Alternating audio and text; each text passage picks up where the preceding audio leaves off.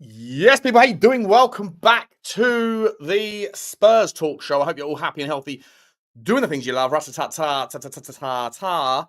I'm here with Johnny H. Maybe Henry might be joining us when he rises and shines. We're not sure, but either way, we've got a hell of a lot to discuss. As you can see from the title, Dusan Vlahovic to Tottenham for £20 million. Really? It's an interesting story, and it's coming out from an Ornstein special, so there's a little bit to it. And we take those ones with a grain of salt, but we also take them with a little bit of sugar as well, mate, because it's not a bad story for those of you who are looking for a striker to complement Dom Solanke. If you are sunsetting Richarlison in your Dream 11 next season, then maybe Vlahovic, the forgotten man, maybe of our transfer links. We've been linked with him for the last 5 years, and it's never materialised. We've got that to talk about. We've also got big news about Ryan Cherki, that his agent has been talking to Tottenham, and that we are front and centre at the head of the queue, ahead of some other big competition, but it's looking like that could be a goer. Do we need him if we go to a managerial pivot to a back three? Because if you do go to a back three, then you don't need 903 strikers, no matter how good they are. We've got a lot already. We might be signing Maddison, and now Cherki's on the list, but he is a top draw player. We've got that to talk about. We also have Pedro Porro to talk about. We also have a story from South America, a new inbound potential young superstar. Don't know much about him, but we'll talk about him as well. We've got a bunch of other things to talk about. Of course, we've got Decky, his patella injury, he's had surgery, and also that Lucas Berghvall might be back. So a ram-packed day of news, views, and clues for you. Johnny, how are you, buddy? I'm fine. Listen, I was enjoying the Orient Stockport County game last night, for those of you who watched it, and seeing our two Star Academy boys perform really well. Jamie got an early booking, which sort of curtailed him a little bit in some of the challenges, but it didn't curtail his effort. I was just saying to Sean before we went on there, he has got such a sweet left foot. I mean, some of the balls he was putting in, Sean, right? We're dying for someone of quality to actually attack them. And I just see him in a Spurs shirt putting those balls into the box. Fantastic stuff. Listen, the sun isn't shining. So when the sun isn't shining, what better thing to do than to come and do a show with Sean? And there's plenty to talk about. Just on the Cherki thing, by the way, Cherki's agent just happens to be the same agent as Xavi. Yes, and Ryan Cherki also was. Is his first name Ryan? I think it is. He played with Maddison and Udogie in the youth team. So little bit of maybe some French swagger. And look, Ryan, I was talking to Ben Sim yesterday on We Are Tottenham TV, did a stream over there. And first and foremost, never look at the comments. I always tell myself, don't look at the comments after the show. Whenever I go on like neutral third parties, I always know what I'm going to get myself into, but I check out the comments just for a little glance. And then you get like 4 types of fan at the moment. You get people that are like Ange defenders who come out and go, how can you possibly talk badly about Ange? So you're on that, you full foul of those people. You get the typical Levy people who don't like me because they think I still am someone that they don't they don't watch me on this channel, they just watch me on other channels. And then you get the people that just want to be bozos anyway and just attack everybody. So it's the comment section. Like, I was watching through it. There was nothing positive. It wasn't like Ben's right, Sim's right, Sean's wrong. It wasn't like, it was just Sim's a dickhead, Ben's a donut, Sean's an absolute whopper. Like, what are we doing here? There's just criticism all over the place. Do you know what? Do you know something? In this game, I think you're doing, what I've learned is you're doing something right when people take the time to come out and say, you're a dick, you're a this. Because, if you really think, why bother? Why are you still there listening? Yeah, exactly. Bad, there's an off switch. People watching the show and they go, I was watching that show last night. It was absolute dog shit. So, why didn't you just turn it off? Yeah. There is that. Oh, there's an off button, is there? There's an off button. Look, there is. Look, people. Unfortunately, it's horses for courses, and we've been very lucky since I've joined you on this and Football Inc.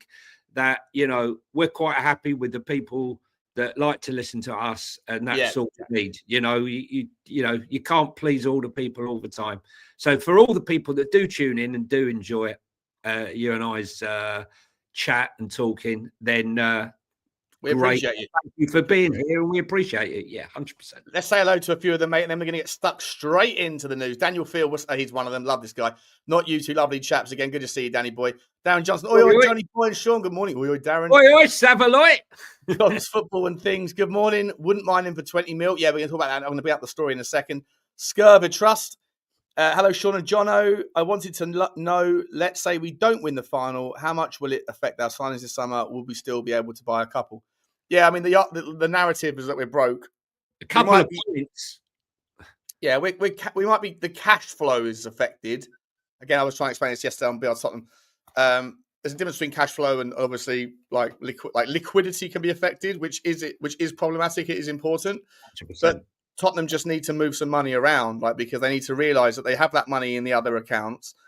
I don't know how much of that's spoken for in short-term liabilities and all those things, but ultimately you just need to weather the storm on a cash flow basis for a little while. But if you sit there and say, because we haven't got any cash coming in right now or as much as we thought we would, we therefore can't do anything, then you're probably going to find yourself in that 2020 situation where we went 500 days. Now, I always understood why we were doing that, where that was coming from. But right now, given the changing of the guard with the new world order of football competition in the Premier League, I feel like if you don't win it and then you also don't spend, then I think that you're going to get left behind. So Tottenham needs to keep one eye on the present and then a bigger eye on what else is happening, because it's short-term pain for long-term gain is the kind of method here that we should be trying to remind the owners that you might be 20 for 50 million pound light in cash at the moment, but you do have cash that you can push around on a bit of paper. So do it, because if you don't, you'll end up being 200 million pound worse off in revenues in the next 2 to 3 years, because we're going to get left behind in a world where we don't win the Europa League. Yeah, speculate to accumulate is there for a reason. And, whilst we only dropped 4% in income without any European football this season, having dropped 37 million in performance related payments in the Premier League, we're certainly not going to make up that 36 million pounds with our run to the final, unfortunately, in the Europa League. So, it is crucial. Like we've said it many times, we're not going to keep repeating ourselves, but this is probably the biggest sliding doors moment I feel for the club in about 20 odd years, really. I didn't feel that at the Champions League final, because I thought we were on the cusp of going somewhere and we just fell off a cliff. But right now, if we win the Champions League and we bring in a top, we get to the Champions League, we bring in a top coach, maybe the narrative on Akuti, Romero, or some of the players there not wanting to leave now, bringing in the players who, exciting players to take us to another level. Whereas if we don't make it, the money's a little bit tighter, trying to attract the top bosses with no European football, trying to attack the top players and stopping the others leaving. That's the main concern right now. But, with the Champions League thing, it was first of all, like I say, not to hark back on the 500 days thing, but as I say, I understood the environment in which we're in with the £1 billion of debt. And so it was difficult. I've said 1,000 times, it was probably the worst thing that could have happened to Tottenham at that time was to get to the Champions League final and not win it, because it reset expectations, right? But then it's kind of like the difference between jumping in the air and getting underwater, right? Eventually, if you go up in the air and you're above expectation, gravity is going to bring you back to ground, but you still can breathe. If you sink underwater, like we could do if we don't invest this summer, you don't come back. You don't come back to the surface. You end up drowning. So there's a sort of, I'm not sure that's a good analogy. It's a terrible analogy probably, but it is 10:30 in the morning, so forgive me. You did say, Sean, just for clarity here, right? I know Sean's been very positive on Daniel and many aspects of him, but Sean has stated here that he does feel that this summer there can be no excuse for not spending money, whatever the outcome of the of the final. So we will see where we lie. It's going to be tough. Let's not beat. Let's not make any bones about it. It's going to be tough now with our midfield. Our big hope really is obviously that Berghvall, who's now on the grass, not smoking it, running on it, that he somehow can make it. But we don't need anyone just being there for aesthetics. They have to be a full-fledged fit contributor, and that includes Sonny. Yeah, 100%. We're going to come to that in a little while.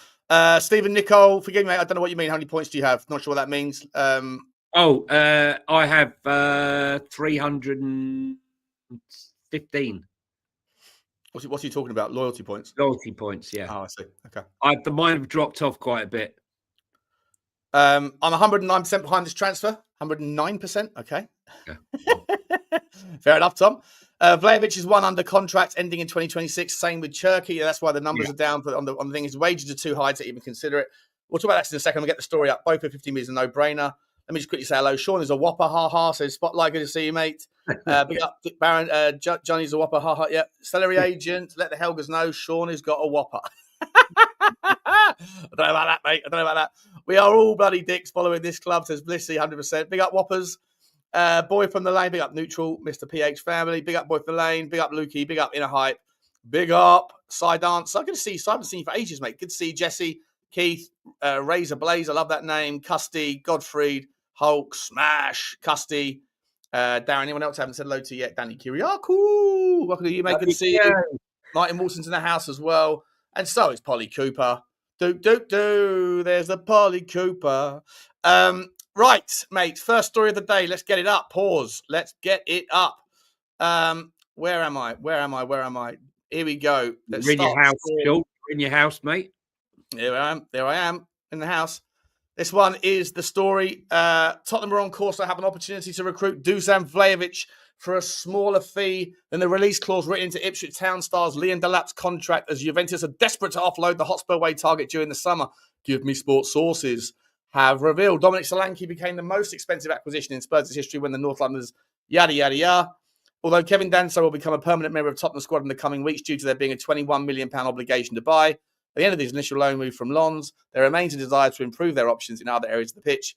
Here we go. Tottenham could sign Vlahovic for a cut price fee, according to GMS sources, with Juventus potentially prepared to accept an offer as low as $20 million after he has struggled to rediscover his best form and given indications that he wants to embark on a fresh challenge in the Premier League. The striker is edging towards entering the final 12 months of his contract, which allows him to pocket close to £320,000 per week at the Alliance Stadium, resulting in Spurs and other interested parties sniffing an opportunity to pounce when the transfer window reopens for business during the summer. Let's have a look at his stats, shall we? This season, 39 games, 30 of them started, 14 goals, 27 in the Serie A, 27 and 9 goals, and I think it was 4 assists in the Serie A. Yeah. Oh, okay. This is all okay. Nice. Yeah, appreciate that. Shots per game, nearly 3. Scoring frequency every 180 minutes, so 1 every 2 games. Big chance conversion at 30%. It's not great, but it's not horrendous. Big chances created 5. Duels 1, not a lot. And he's had a pretty average 6.87 SOFA score. SOFA score's algorithm is very much tilted towards basically just if you're a striker and you score a goal, you get a 9. If you're a defender and you, I don't like this. It's not a complicated algorithm, to be honest. It's pretty basic. But what's your thoughts on the player, Johnny? Listen, look, he's still only 25 years of age, and when he was at Fiorentina, everyone had a hard on for him because he was really doing the business. Great in the air, like hang time in the air, fantastic. This time though, he's been very injury prone. He's only started in 56% of the games. Minutes, he's only managing 54% of the minutes. So that for me is not a great sign. 25 riddled with quite a few injuries. Look, he's got the game, 25 years of age, £20 million, bearing in mind that Juve paid 83 million euros for him or thereabouts. But the wages, Sean. Now, with the wages, people forget. Okay, so they go, we're paying 300. We'll pay him 300 million. All right. Okay. 300 million. 300 grand a week. Okay. It's Ronaldo-esque. There's a problem with that. The players in the squad have little clauses, okay, in their contracts, which say, for example, Heung Min Son will have something in his contract where if Spurs sign X player, he has to have a rise to match said player. Yeah, okay? I know where you're going to go with that. I think from what I read, that was removed in his. Other players have. Yeah, but there's no other player that Harry Kane had it. Someone else had it back in the day. I think Teddy Sheringham had it in the 90s. And I think and Alan Sugar, that's why Alan Sugar, one of the reasons why Alan Sugar let him go to United was because he didn't want to then match when he brought someone. I forget, I can't remember the rewriting history here. Casemiro, for example, has it at United, yes. Has it at United, and also has a clause that if they win a trophy, his wages go up. So if they win, if they win the Europa League, his wages jump. I mean, the fact that they're already over 300 grand a week, insane, isn't it? And they paid 80 million quid for that player. I mean, it's like Robbery. Right. We could do with a Casemiro in our midfield. Meanwhile, as back whatever. Yeah, you think. I don't want to do a Casemiro, not the Casemiro. By the way, I forgot to mention in the build up to this show what we got coming on, and we got someone else coming on. He's just joined. Look at who he is.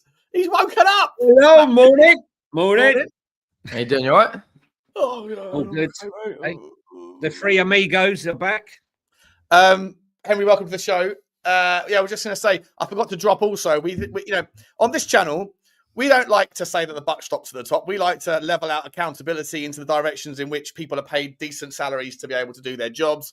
And so I am not someone that will be saying, well done, Daniel Levy, but I will be expecting those who say, Daniel Levy, you are at fault for all of Tottenham's ills, to give him the pat on the back should we win. However, there is a little small win where we can celebrate Daniel Levy today. It's a rarity to be able to go out there and wave the Daniel Levy flag. But in the press, not that it's a brilliant comparison, but the line that the grass is always greener. So Jim Ratcliffe has been absolutely hounded for his for the news that Ruben Amorim's had to go and pay for 30 members of staff out of his own pocket. To get to Bilbao, whereas Daniel Levy has paid for all 700 permanent members of staff to go to Bilbao. So we're going to add that to the line items of things to discuss. But right now, we are Can I just add to that? Can I just add to that, Sean, right? As if that wasn't right. To add salt to the wound, right? When Ruben Amorim offered to pay, Eric Cantona then came out and said, you know what? I'll fund another 30 staff and their families for Bilbao. Then came Bruno Fernandes. Let me do it for 50 families. Everyone deserves to attend the final. And then Patrick Evra. Then no. Yeah. 30, true. 30 from me in Ineos and Glazers are so broke. Yes. Is that a true story or is that banter? True story, man. It's true story. Holy shit. That's embarrassing. Section. They're in the comments. That is absolutely embarrassing. I just want to call this guy out, James Ghost. I appreciate you, mate. He said 625 in. So right. I had watched you on We Are Tottenham TV earlier in the season and wasn't the biggest fan. That's fair enough. He says, then I came across your channel and now fucking love it. One of the best out there. Love the finance talk too. Appreciate you, James, mate. Appreciate you, James. Sometimes people give people one glance. Sometimes a second opinion or whatever is always good. I appreciate you stopping by, mate. Smash the subscribe if you haven't already.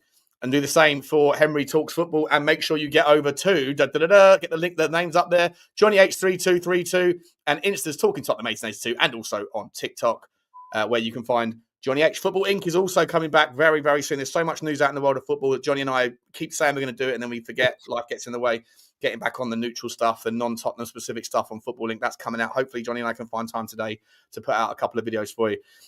Henry, we were talking about Dusan Vlahovic to Tottenham. £20 million. He's in the last year of his contract. He's on 300 plus grand a week in wages.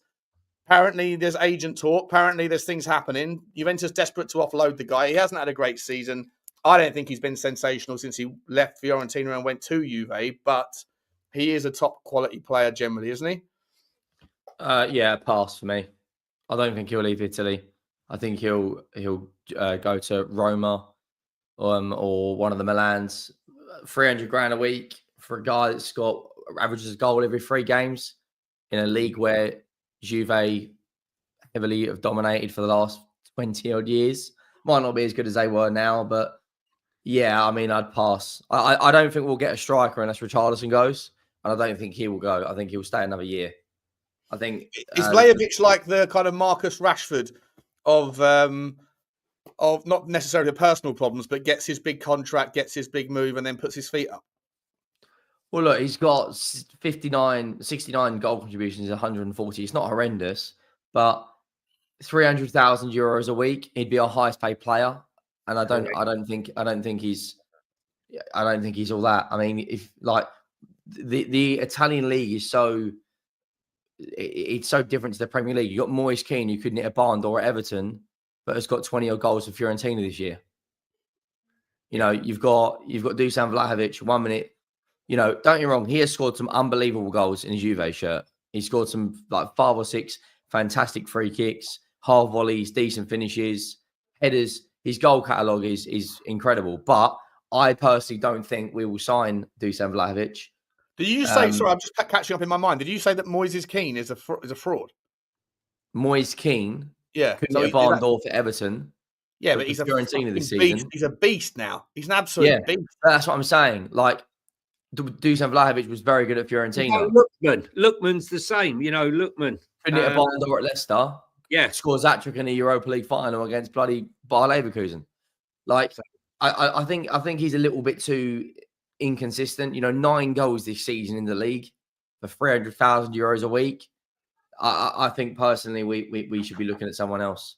It's the injuries, Henry, as well. You know, he hasn't, like, if you look at his minutes, he's got about 55, somewhere around 55% minutes.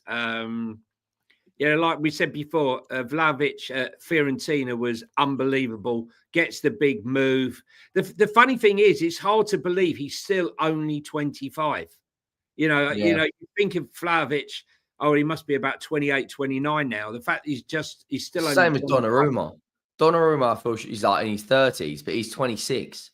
Yeah, so he's been around for a decade already. Yeah. So, but yes, stay clear, mate. Like, the only way I think we sign a number 9 is if Richarlison goes. And I personally don't think if we win the Europa League, obviously there's a very good chance we could offload him. If we don't win the Europa, I think he'll stay for another year.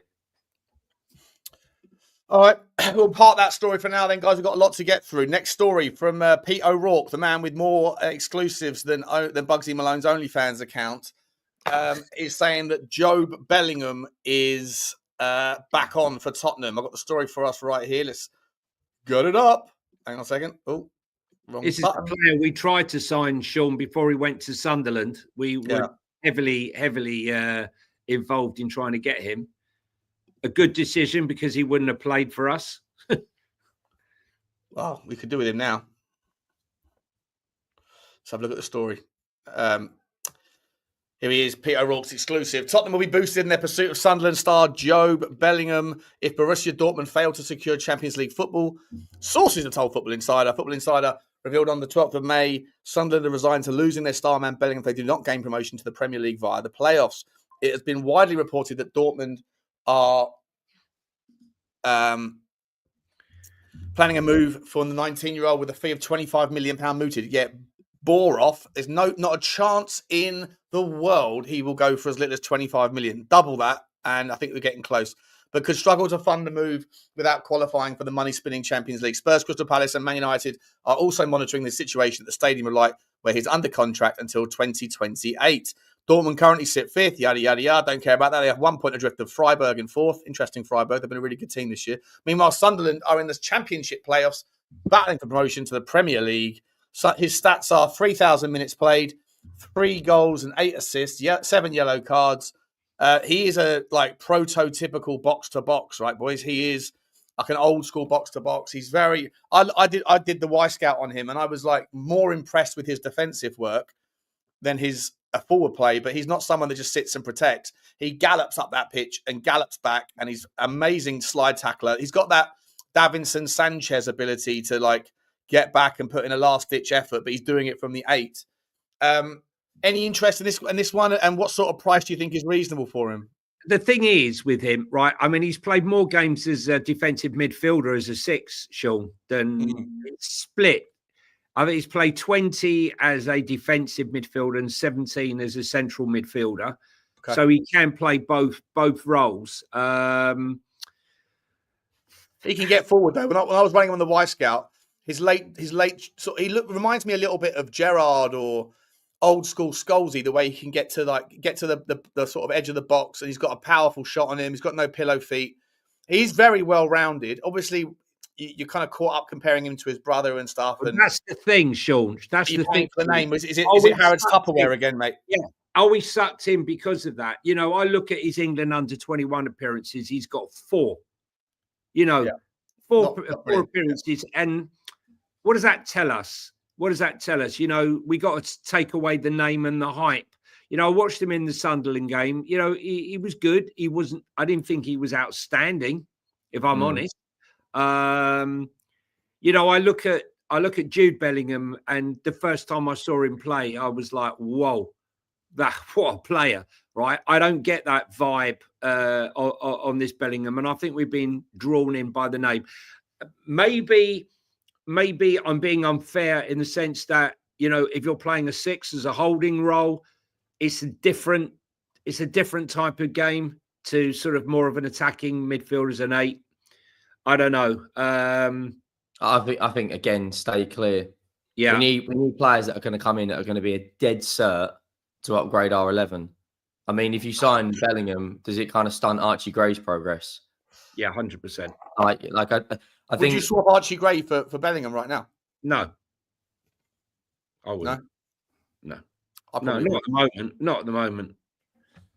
I know. Henry. I don't know. I mean, let me ask the chat. I'd like to give Archie Gray a consistent amount of game times in a midfield, not as a fullback. But I look at this Europa League game is so big for us because of.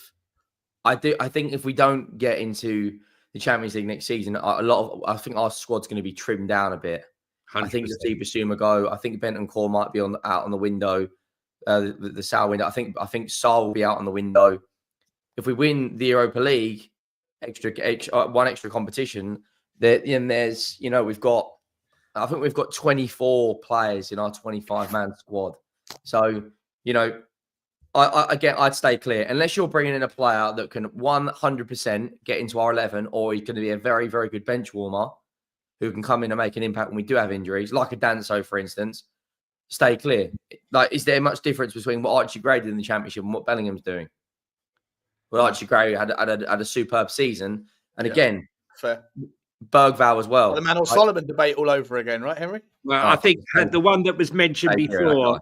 The one that was mentioned before, Hayden Hackney, plays for Middlesbrough. For me, I'd take him all day long over Jobe Bellingham.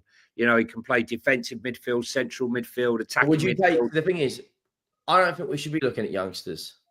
I think we should be looking at 23, Henry. Yeah, between 22 and 25 is what we should be going for. Yeah, he's of a higher age bracket. I could understand, if you're saying that. I think he's 23 this summer. So, listen, for me, from what I've seen of him, you see, that's the difference. On the eye and the performances, Hayden Hackney stands out far more for me than... Do you know what would be the priority for me this summer? Is signing a leader. That should be the priority. In the 6. We need a monster buddy.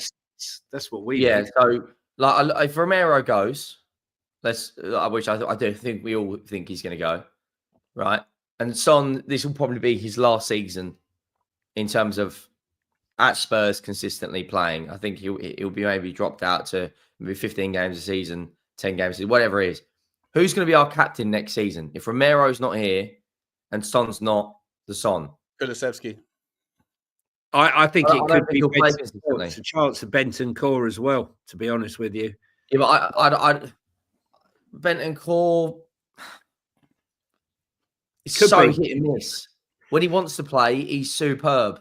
But there's game. He has one good game every 6. In fairness, Henry. In fairness, Henry. Right, for me, before he went to the World Cup, I did a poll before the last World Cup, and he was head and shoulders the best player at Spurs, even ahead of Harry Kane at that time in the poll. It was like it was ridiculous how many people were voting for him, and he was insane. Now he has 100% lost some of that leg and that running ability, but he's such a clever footballer. And I would have to agree with you that he lost his way quite considerably from between the injuries, stop, start.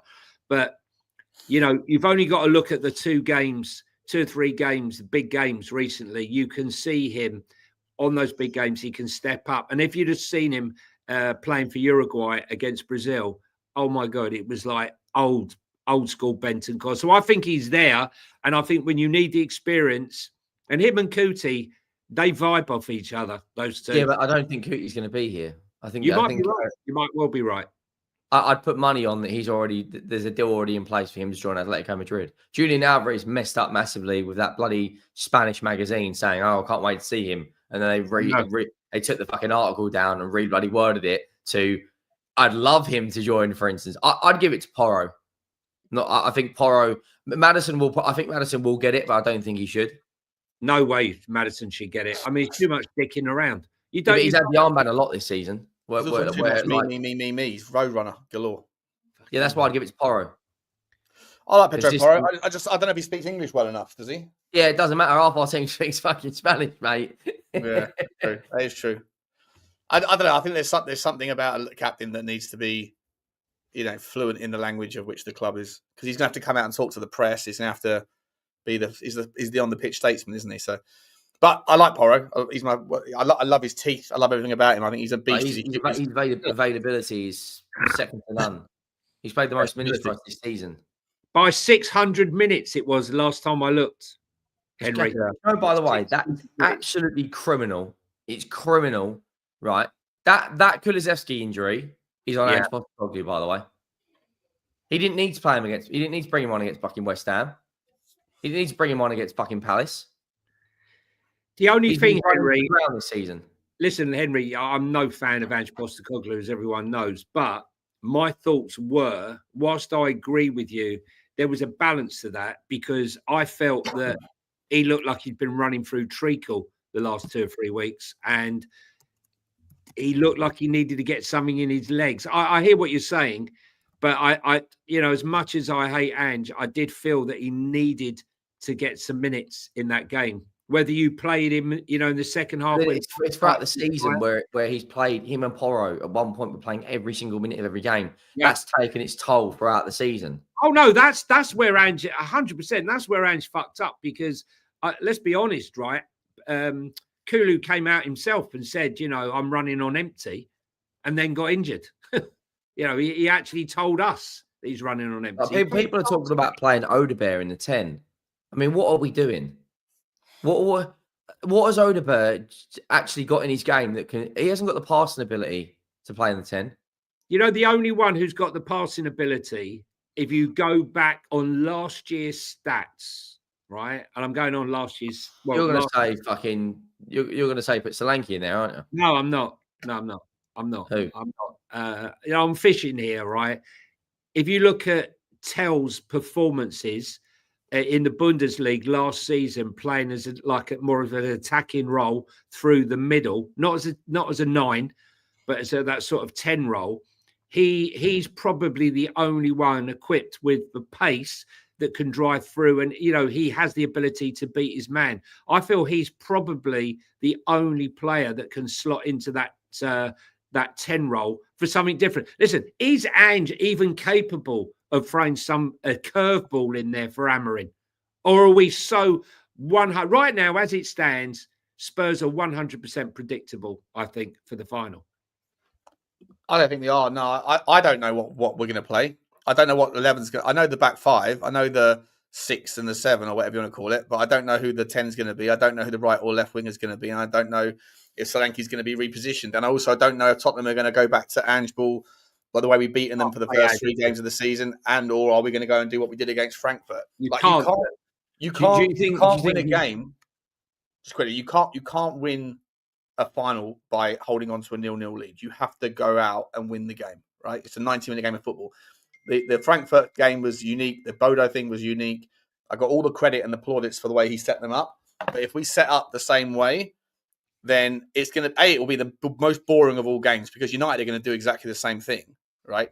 And so it'll just be like a game of hot potatoes, we were saying yesterday, Johnny. And I just think that it's but to answer your question, I don't know. I don't think that Amorim will know specifically what Tottenham are going to do, but I think we know what United are going to do. I think you do know, Sean. I mean, you listen. Look, the only way for Spurs to win this game, it's only my opinion, but the only way for Spurs to win this game, in my opinion, with our three midfielders out from creativity, is to play a low block, solid game and counter attack. That's for me. If we open them up, if we try to open them up with that particular midfield, I feel like we will be like a piece of Swiss cheese. And there lies the problem for me. I think we can definitely score against them with the counter attack. And what I mean by predictability, Sean, is like we don't have a lot of options. I think most fans have more or less got an idea of, well, we know. I've got a scenario to play out to you. Would you play Jed Spence at right back and put Porro on a double pivot? Because he does have the passing range. In the middle. Yeah. Put him alongside Bentancur. No. Yeah, but he's got the passing range. Yeah, well, I've always said, Henry, that I'd love to see Pedro Porro as a right winger, right, with Jed Spence behind him at right back, right, because all he can do is cross the ball and put the ball in for Solanke, and he'd cause absolute havoc. And second of all, he wouldn't need to be doing so much tracking back, making him more dangerous on an offensive position. Could you go old school 4-4-2? Right, the usual back five, right? Porro right winger, midfield two of Bentancur and Bissouma, left winger of like Matisse Tell or whoever, right?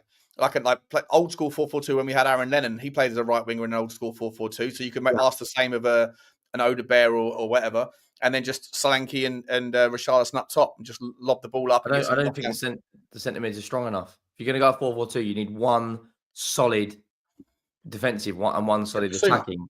Bissouma and Bentancur.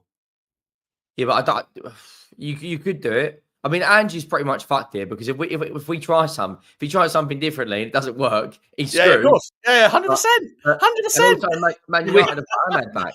So I'm going to play the game of every day this week. I'm going to bring out a video giving another suggestion so that I'm going to go all 8 different variations are potential. And then as soon as if we win, I'll say, I told you. I did say it, and I'll be clipping up the one video where I got it right. I was thinking outside the box, boys, and Andrew's on my wavelength. If he gets it wrong, then I will point to the other 7 videos and say, any one of these would have worked, you bozo.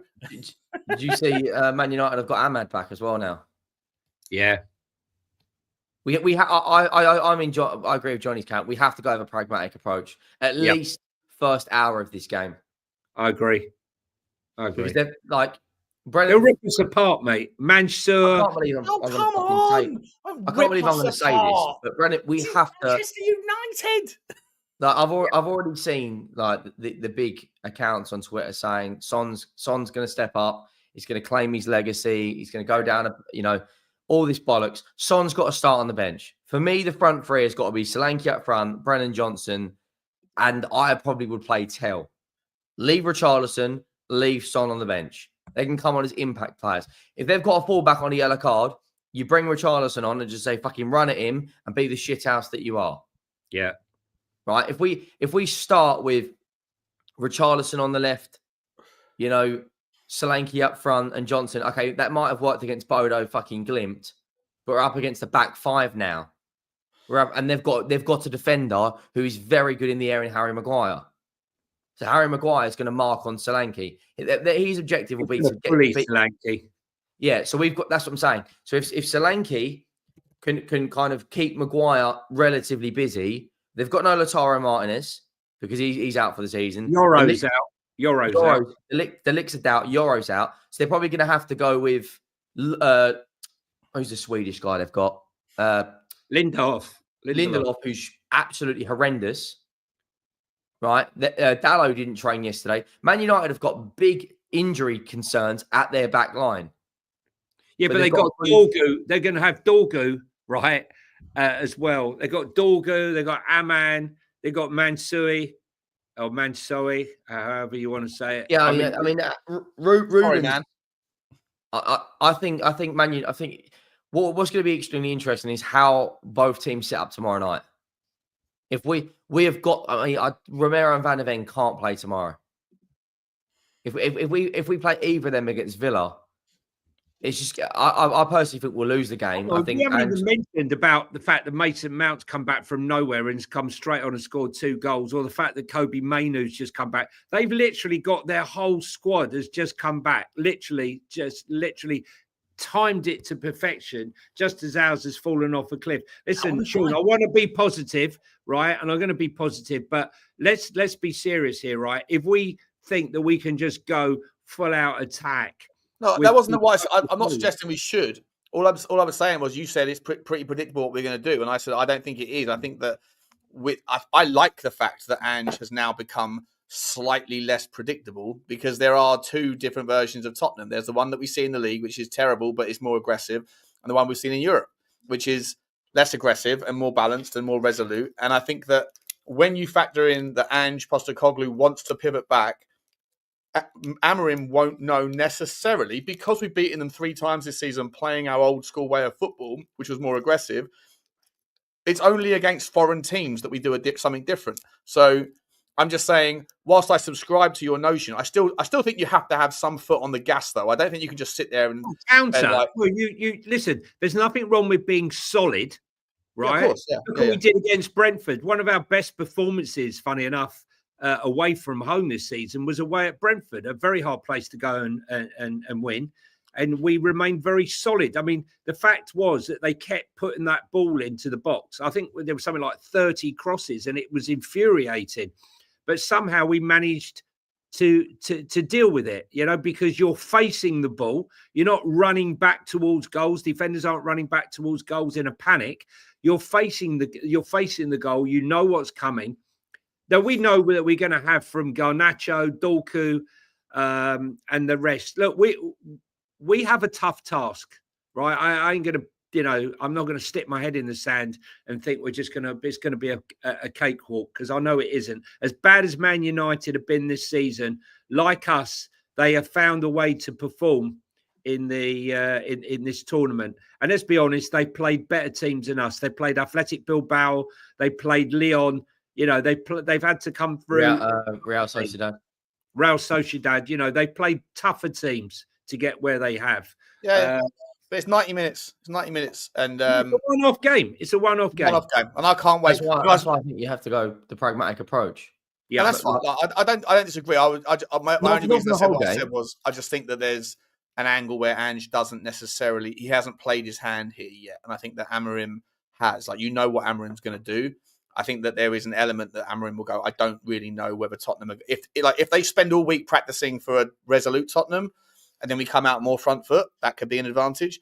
If we come out playing, if they train all week for a front foot Tottenham and we play resolute, that could be an advantage. And if they don't know either way and they have to spend half the week training for one, half the week training for the other, then that's also an advantage. So there's a benefit to being unpredictable. And I think that there is an unpredictability about the way that Tottenham will set up, whilst I still lean towards you that the better method would be to be a bit more dogged. Can I just add something to the final here, right? Just for a little bit of a story. The German referee, Felix Sauer, who once served a ban for alleged involvement in a match-fixing plot, will take charge of next week's All-England European Cup final between Tottenham and Manchester United. In 2005, the 43-year-old was handed a 6-month ban by the German FA for allegedly accepting a €300 match-fixing bribe. Now, that's one. Where is your papers? And by papers, I mean money. But this is where it gets very interesting.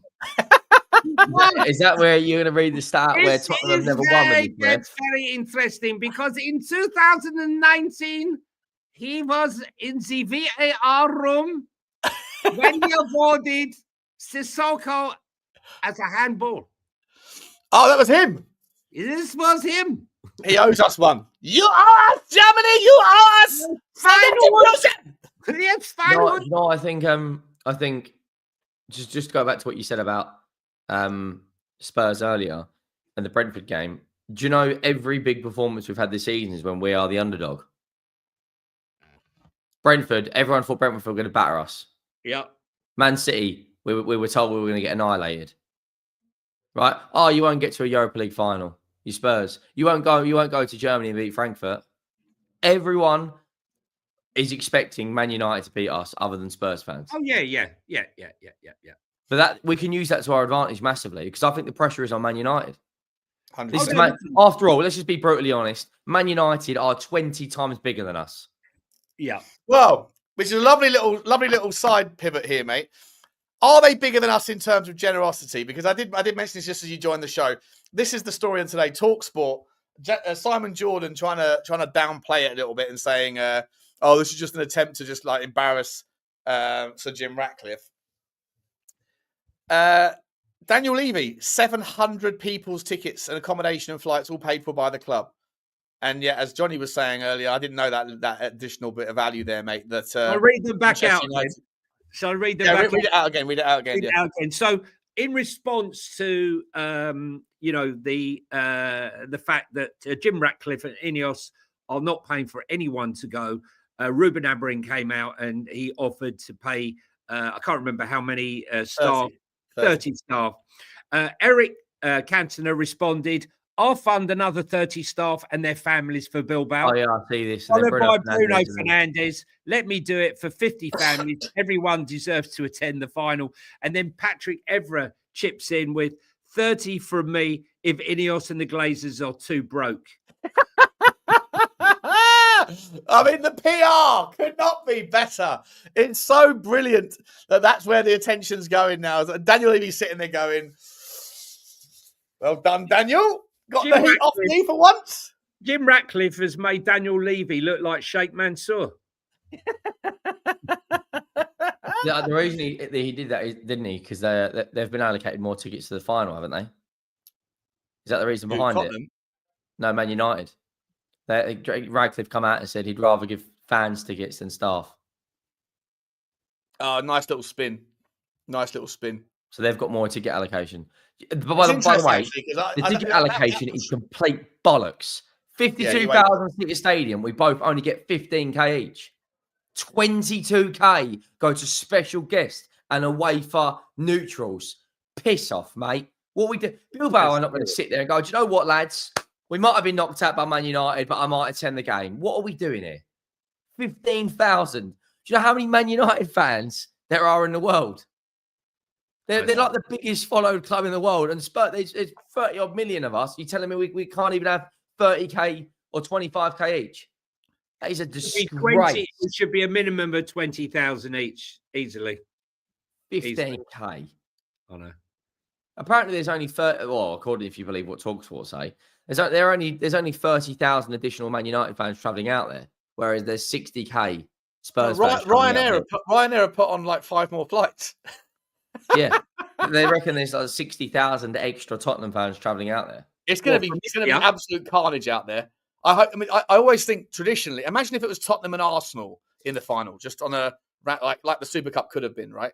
There would be fights everywhere. The police presence, it would be like stressful. You don't know if you're going to get smashed in the head. But I think that in my experience growing up, I've always felt like Liverpool and Arsenal fans seem to like have some sort of better relationship, and Tottenham and United fans have got some sort of better relationship. They still are fucking best players, don't they? Sheringham, Carrick. Well, I just think that, when I was in Madrid last time, I was quite surprised at how friendly the Scousers were whenever I bumped into them in the street. I think they were quite confident, in truth. I don't know why, but they seemed to be. But it was good banter. I hope there is good banter because it is, in all fairness, El Crapio, isn't it? It's going to be an absolute stinkfest. Wilson T here saying Levy also changed position and he's putting the screens on the pitch for the stadium on the night. He's got to roll out the boxing equipment that hasn't gone back to the renters yet. How long before we have to put that Chris Eubank? Can we change the sign, or should we just leave Eubank versus Ben above it on the billboard? He's probably going to earn off that about $500,000 off that. More than that, mate. Because the profitability will be more because there's zero. The tickets are only a tenner, aren't they? Yeah, but there's 6. That stadium will be full up, right? In my opinion, so that's like 600 grand. I thought it was just half of the stadium he was doing. He's in the whole stadium. I don't know. I just assumed it'd probably be the whole stadium. The thing was, the reason for the screens, from what I was told, was that the weight of the screens actually was that damaged the pitch, and they had to do. We haven't got home game for fucking 10 days. I'm sure that'd be all right. 3 days. 3 days until Brighton, isn't it? Brighton. Is that what it is? I thought it was a weekend after. No, but it will help us. Any indentation on the pitch against Brighton will be an advantage. Brighton? No. I've got to be honest with you. If we lose the final, I'm only going one place. And I'm trying at the moment to circumvent the idea of going to Wembley, watching the Orient game, and then driving to Tottenham.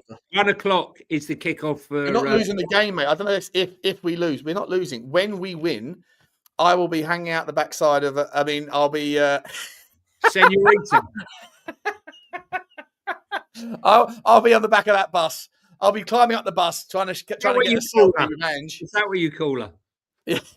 Fucking Lillian Garcia is going to be fucking. It'd be like the NHS at 8 o'clock during the Thursday. You know, we used to stand out there and bat the pans. Be like, well done, Sean, mate. Well done. So he's absolutely going to work. Right, let's move on. Story for you here is. I've got no idea who this guy is. If someone can quickly do a quick YouTube montage for me, then let us know. But we are apparently after Fluminense. It's Fluming crazy. Who's the player? International Kawa Elias. Fluminense youngster Kawa Elias could be on the way to Tottenham Hotspur as transfer bait for Richalison. Bolivip Brazil claimed Fluminense are willing to offer youngsters with Kawa Elias, a 19-year-old forward named. The South American club have held talks with the forward representatives and found out he shows affections towards Fluming crazy, but his desire is to stay in Europe. Sources close to him state a return is almost impossible. Shakhtar Donetsk, isn't he? Huh? Isn't he at Shakhtar Donetsk? Who? Or is it Kawa Elias? Yeah. Well, no idea, mate. I don't know who he is. Let's have a look. Kawa Elias. Who plays as a forward for Shakhtar Donetsk. He's on, or maybe he's on loan. Yeah, he's on loan, is he? Yeah, 17 million. 12 million he's worth. He played 1 game and scored 1 goal from 3 pots. Oh, that's the Ukrainian Cup. Hang on, that's not it. Let's have a look. What's he done this season? He's played 1 game and scored 1 goal. Oh, the season's just started, is it? Okay, in Ukraine. 21. Is there still football going on in Ukraine? Well, They've got to dodge the bombs, mate. I thought that maybe playing in Poland for a while. Oh, maybe that's what it is. Yeah. Well, I don't know anything about this guy, but apparently he's on loan. Anyway, so do you see Richarlison going back to Brazil? No. He played in the Campeonato Carioca, right? I mean, listen, he's played 12 games for the Brazil under-17s and scored 9 goals. I mean, is this like doing the old sieve and coming up with the Brazilian? If we're going to buy a Brazilian, can we not just buy a top Brazilian and leave the could be, might be? Who was that player? Who was that player who played for Botev? Not Botev Plovdiv. That's a Brazilian. Botafogo? Botafogo. Yeah. Who was the midfielder that had the absolute hammer shot on him? Remember him? We were linked with him all last summer. Who are you talking about? The Botafogo midfielder, Tottenham. Let's have a look. Oh, are you talking about the attacking midfielder? John Victor. Is it John Victor? Juan Victor. Was it him? Oh no, John Victor was the goalkeeper. Who was the maybe he wasn't at Botafogo, maybe he was at somewhere else. Someone in the chat. He's the attacking midfielder that had the fantastic left foot. Yeah, absolute cracker of a foot. He ended up signing for Marseille. Oh, did he? Oh, fair enough. Oh, okay. He ended up signing in France. Wasn't he from Ukraine? No, it's a Brazilian player I'm talking about. Oh. Hang on. Brazilian midfielder, Tottenham. The only Brazilian we're getting, mate, is your Birds fucking the Birds Brazilian. Nothing else is coming here. Listen, we need top players for now. We need oven ready. We need oven ready players for this season. I was thinking of Malinovsky. No, not him. Not him. He's fallen off a cliff, by the way. Here we go. 7th of January 2025. His name was Richard Rios. Palmeiras player, Richard Rios. Didn't he go to City? Might have. Yes, you're talking about the defender. I don't know why we're linked with young forwards when we've got Odebear, Mikey Moore, and the young Korean player who's like. Well, he's well off it at the moment. I mean, what's his name? Man Young, whatever his name is. Young. I mean, he. Huck to and spit on that yang. So we got him. We got Odebear. We got Mikey Moore. We don't need another young forward. Which is another perfect segue, Henry. You're on the segue train today, mate, because the story is out that Tottenham Hotspur's managerial search is pivoting to none other than Rafa Benitez.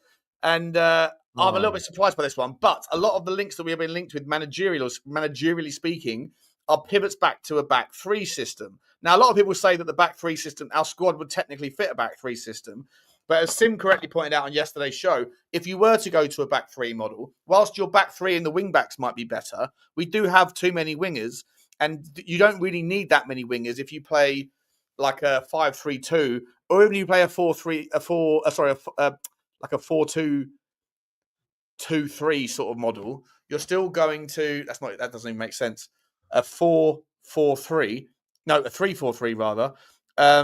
You're still not going to need as many wingers as we have, right? So is there an argument that we've made our bed with our squad, now we lie on it, and that because of the wingers, the excess wingers that we have, that you would need to just stick with a back four model and go 4-3-3? Or can you pivot to a back three model and still have as many wingers by doing something different and dropping a midfielder out? You've got to play. Listen, we cannot flip-flop on coaches anymore. We have to, once you've assembled a squad and you've decided to go in a certain direction, you're going to have to go with a progressive coach. Listen, we got more wingers than Nando's at this club. And I think, we have to basically stick to a type of football, and that's a progressive football. Richard Rees, by the way, is a defender, I'm sure. Rafael Benitez he's not coming. Listen, guys, 65. Listen, let me just say, what are we doing? Right? Like, we need a younger manager. Look, my mate is an agent, right? And he's always said to me, he said, look, everyone plays the game.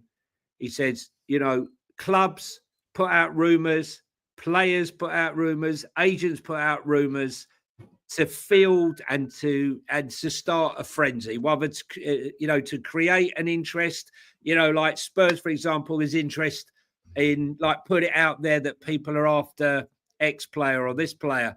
Everyone does it. The agents put out false stories just to create competition. It's normal. And so we're in crazy season right now. I would put brilliant top money on that Rafa Benitez never sets foot in this club ever. Yeah. I'd put top money on that Thomas Frank's the next Tottenham manager. He's got a very good chance. I think it will be Thomas Frank. He's a favourite at the moment. And Sky Bet and William Hill and 888 Sport have suspended bets on it. Yeah, because, I can't say on here, but. Too much money. Let me move forward then with the conversation, guys. Ryan Cherky is the name. We spoke about this at the start of the show. Tottenham are red hot favourites. Ryan Cherky, is that again? How do you say his first name? Rayan, yeah. Ryan, whatever. You're going about me. Rayan ain't Nouri, Ryan Cherky. You're saying about me and Lacroix. You're fucking... Yeah, Cherky chicken. I love that. Listen, don't about that. Don't about me, mate. I'm here to like correct you lot. Don't correct me, you little shits. Rayan Cherky, top Tottenham are red hot favourites to sign him. Thoughts? Go. I'd move heaven on earth for him. Definitely a definite yes from me. I'd sell any of our players to bring him in. Any of our players you want. 21 years of age, 18 GA in 29, tore Man United to shreds with 10 men Leon. Left foot is like a wand. Go and watch the France when he's doing that striking drill with... Yeah. Who's he doing? He's doing a training drill with someone. He's on the edge of the box, and every shot, the technique, the whip, bang, back of the net, bang, back of the net. But The only thing is, if we are red hot favourites, we need to go and put the money on the table now, because Man United, Liverpool, City, Arsenal, Chelsea, Villa. They're going to go for Kirkes.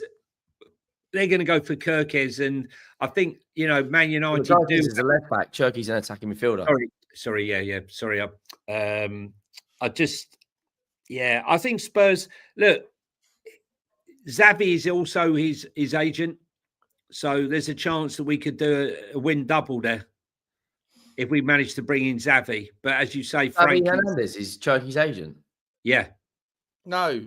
Xavi, the manager, Hernandez and Cherki share the same agent. Oh right, I was going to say, how is he a fucking agent? Yeah. The manager? No. But this season he's got 18 GA in 29 in the league. He's got 12 GA in 12 in the Europa League, and he's got 1 in 2 in the Coupe de France. Over 30 GA for a 21-year-old. It's absolutely incredible. Like how much is he worth in this market?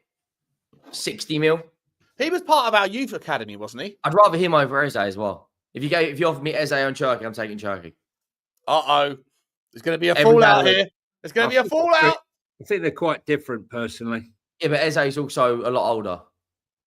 Well, he's a lot older. He's 26. I mean, it's like 5 years in football. I know, but come on, 26. You're talking like we need oven ready. You said. Yeah, he's oven ready. He's done it this season. He's not oven ready. He's fucking well done. That's Henry, how much oven ready. Your words out of your mouth. Yeah, honestly, he's the exception. How many other 21-year-olds? How many other 21-year-olds are getting 30 GA in a season? Listen, I love Cherki, right? Listen, I love Cherki, especially at Christmas, right? But I definitely think that he's a player that we should be looking to sign 100%. Without a doubt. Him in the 10. Play off the right, yeah? No, he can play in the 10, he can play off the left, he can play false 9 or off the right. He can play anywhere. He's so good. We'll go and watch the highlights again against Man United. Okay, fair enough, they lost the game. What's his goal? It's just a joke. He's a big unit as well. He's not a small guy, is he? He's a stocky guy. He's quick. Yeah. Good passing range, makes the right runs, ticks all the boxes. I'm surprised PSG are not going after him. He was the only player, wasn't he? Like in the French team of the season, Ben was telling me yesterday, 9 players from the La Liga team of the season were from PSG, and then there was Cherki, and there was someone else. But the rest of them was PSG. It was PSG's backline, Ousmane Dembele. The only 2 players that got in were Ryan Cherki and the Marseille player. He honestly, he's going to be a top player. He's going to be. Why is it like, there's no other phrase in football content that requires a double usage of the same word apart from top player. Top player. Yeah, honestly, mate, he's like, you think Desiree Doué, if we would have got him over the line, I know right? what. If we would have got Desiree Doué over the line and actually had a proper manager, like I reckon we'd be anywhere between 5th and 8th right now. If he would have managed the squad properly, had a manager. That's the thing, Henry. I think Angie's talent ID is shocking. You look at Iriola's talent ID; he's heavily involved in all of the purchases. And you look at Kirkes, you look at Huijsen Sauce, and you look at you watch who Bournemouth get to replace Dean Huijsen. Now that he's just signed for Real Madrid. Yeah, they've already got someone. I bet you any money. And it won't be like it will be a decent. Listen, they got rid of Solanke. Yeah, for the money they got for Solanke, they bought Huijsen, they bought Kirkes, and even Evan Nilsson. Well, look what Forest did. They got Elanga and Callum Hudson-Odoi for 30 million and sold Johnson for 48. I mean, it's the narrative that we don't spend money is complete and utter bollocks. We just spend money on shit. Correct. Harrods Tupperware. Like we go into Harrods, right? We open up a catalogue. The first page, we go, right, that's what I'm getting for the missus. She comes home and goes, why have you bought me trousers? That's basically what happens. Why have you not bought me so nice Why have you dress? bought me a Harrods lawnmower? Well, it's Harrods, Yeah. babe. Yeah, but we live in a flat. Yeah. What? I'm going to go out to the Samsung shop. I'm going to go get a nice telly. I'm going to go get some tablets, speakers. Why have you brought me a Samsung fridge when we've already got a fucking fridge? That's what we do. It used to be, guys, where we would go and we would be licking the windows at Harrods and ended up shopping, window shopping at Harrods, looking out and then buying from the middle store at Lidl, the middle aisle at Lidl. That's where we would be. We've upgraded our environment, but we've correct. Not 10 years. Who's the best player we've bought in the last 5 years? Value for money, impact on the team, Berghvall, quality of the player. Berghvall probably is going to be Pedro Porro, Van de Ven. Yeah, Van de Ven. Who would you say? If you say one person, who is it? I think long term. The fact that we just named 5 suggests that our recruitment hasn't been that bad the last. No, but that was out of fucking. Yeah, but that was mainly under. There's been a lot of duds, though, Sean. Come on, there's been a lot of duds. Well, let me ask you this, Henry, because I was saying this yesterday, and again, we are Tottenham TV. Ben and Sim were like, "What do you think about Paratici?" And I was like, "Well, don't tell Johnny and Henry this. Don't tell Johnny and Dave this, but like, I think the Paratici is a step in the right, or step back towards the right direction, but he's not the Messiah. He's been a very naughty boy over in Juve, and he's not got like a perfect record. He's bought some quality, but he's also bought some absolute duds as well, hasn't he? Yeah, Nottingham Forest have got a 9 out of 10 hit rate in the last 18 months, I'd say. Yeah, not before that though. They bought about 27 players, and then the guy got sacked. Yeah, that boss, mind you. Hang on, careful what you wish for. What was he doing on the pitch the other day, confronting Nuno? I mean, can you imagine Daniel Levy squaring up to Ange? I must be the only person who fucking loved that. He shouldn't be on the pitch, mate. I don't give a shit. Do you know what that is? That is passion. That is accountability. And that is a proper fucking owner, mate. It's law break. It's a law break is what it is. He don't give a shit, mate. He's probably got fucking someone who's going to put a horse's head in your bed, mate. He doesn't care. That is, okay, doing it on the pitch probably isn't the best message. Where are you? Let's be having you. In the tunnel and say, listen, how the fuck have we just drew with Leicester who are down and I put all this money into this team? Do you know how many players Forest have signed in the last 3 seasons? Yeah, 300. It's like 42 or 38 or whatever it was. He's just the new Delia Smith, mate. But you know what he's done? You know why he's so pissed off, guys? Is because he removed himself from the board. Yeah, owner, because he thought he was guaranteed to be in the Champions League, and he couldn't have 2 teams in the Champions League with Nottingham Forest and Olympiacos. And now it's all gone Pete Tong. And they've shot his load too soon. Speaking of Pete Tong, did you hear about the Ajax game yesterday? Yeah. I saw the PSV fans were like dancing like their recent form. They've lost to their recent form. I looked at it last night because I was every now and then I'll go onto FootMob and I like to just look at other leagues. And 9 clear they were, weren't they? They drew to Graf, however you pronounce it. Here we go. Everyone, wait. Henry about to try and pronounce something. Go on, mate. Go. Is it Groningen? Groningen. Yeah, they drew with them, right? They also lost 4-0 to. Go on. Yeah. You're getting a dyslexic to pronounce something. It's just pointless. Utrecht? Is it Utrecht? Yeah, it's Utrecht. And they also drew 1-0 with Sparta Rotterdam. And I can't say that because one of my friends played there. Yeah, okay. They drew 2-2 with AZ Alkmaar. And who the hell is NAC? Sounds like a band. But yeah. Never a chance. They were 9 points clear, right? With 5 games to go, I think. Yeah, 9 points clear. And now it's going down to the last game. And PSV are 1 point ahead with 1 game to go. And they've got to play 24/7, haven't they? Yeah. FC 20, 24/7. FC 20. So how do you actually pronounce that? Groningen. Groningen. Groningen. All right, sweet. Like groin again. Like Tottenham's Groningen. injury list. Yeah. Groin again. Here's another problem on our injury list. What is the 11 that you play tomorrow night against Villa?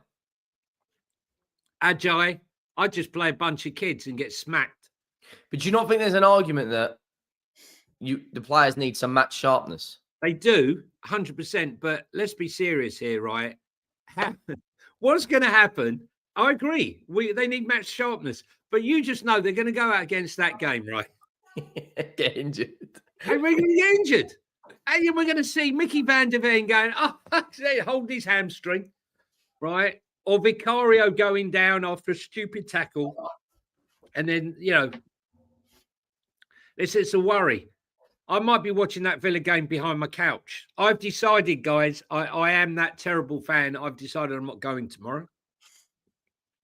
Good. I'm not going to go. I'm not going to go. I'm not going to do it to myself anymore this season.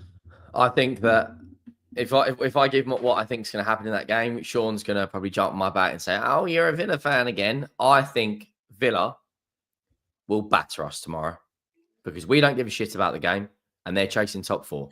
And we've beaten them twice, 4-1. They owe us one. Just quickly, guys, Spurs GCTV member for 19 months. Thank you so much for your loyalty to the show, mate. I love you, man. It's Graham, I think, isn't it? As Mr. T once said, "Smash the likes, you fools. I pity the fool who don't smash the like." Thank you very much, buddy. I appreciate you. About fool.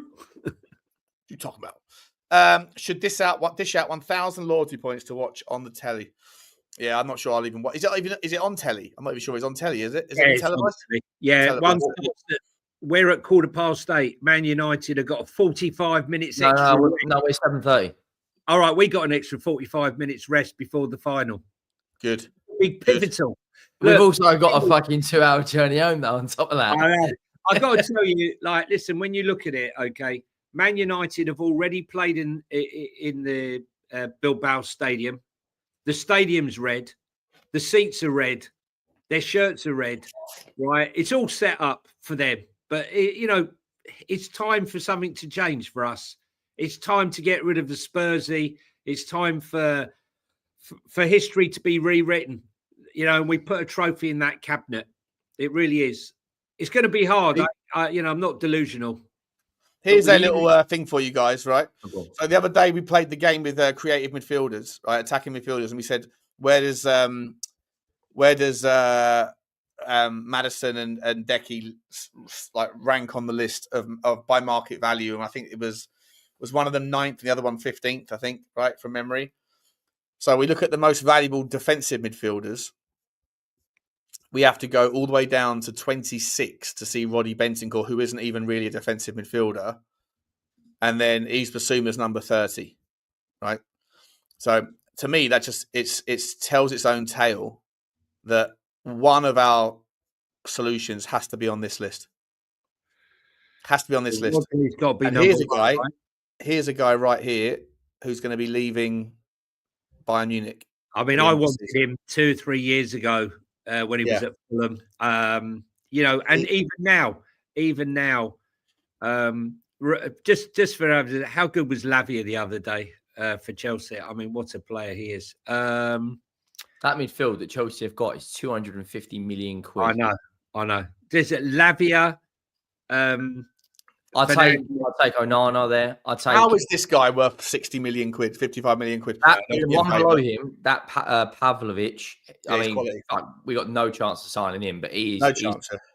Yao Neves, mate. There you go. Could you see Angelo Stiller is a quality player, absolute quality player. Say Yao Neves. He's one of the best DMs in the world right now. I'll tell you who I would take. No, I'm just saying he's not number one. Where is he? Number 6. But he's only 820 million quid. He was unbelievable. He was unbelievable. I look at that. I'd put him ahead of Gravenberch, wouldn't you? Gravenberch is quality.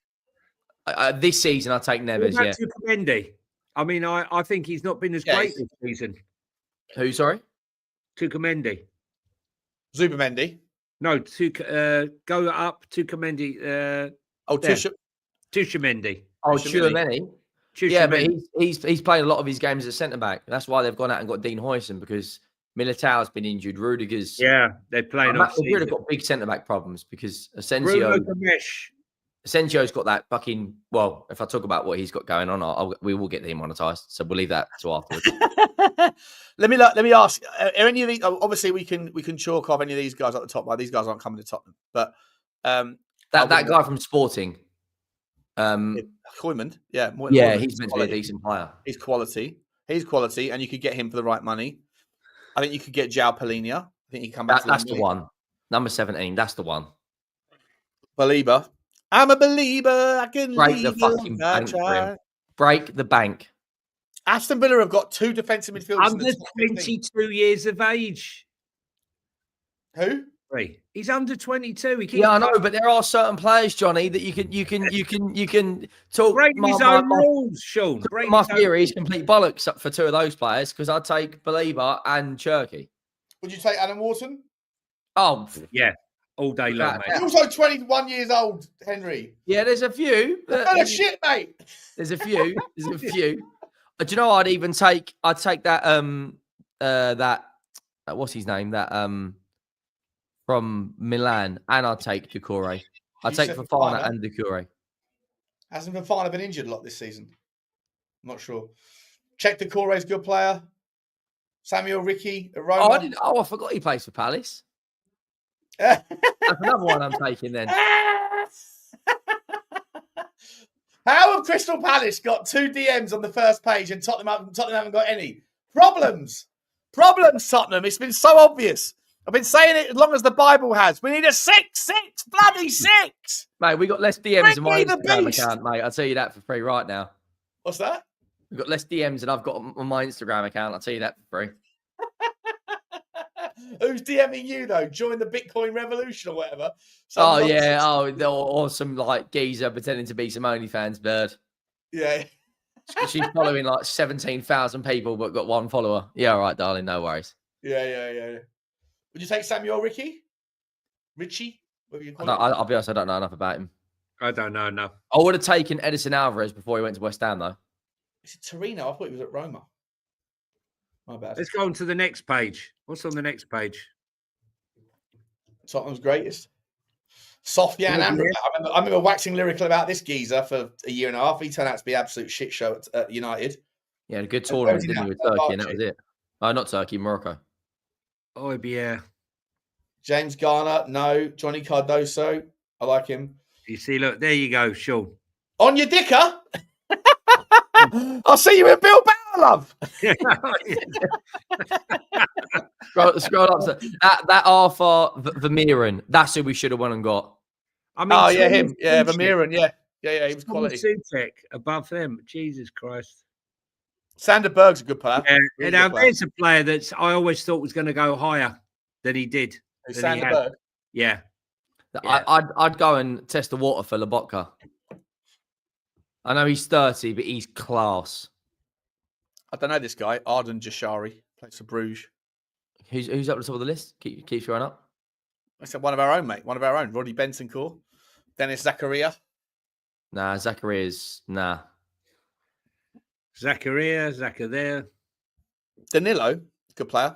We should have Locatelli. Before he went to Juve, was good. Ruben Neves. He was a player I always wanted. Ruben Neves' is passing range. I mean, that is a proper deep line playmaker. Is he still out and out? Yeah, he is. Yeah. How's your shameless Saudi team doing, mate? By the way. Yeah, let's not talk about it. Al Ali, we fucking suck, mate. Do we? Okay. we I don't even know where we are in the league. I looked at the results like 3 weeks ago. But we got Ivan Toney, and that's all that matters.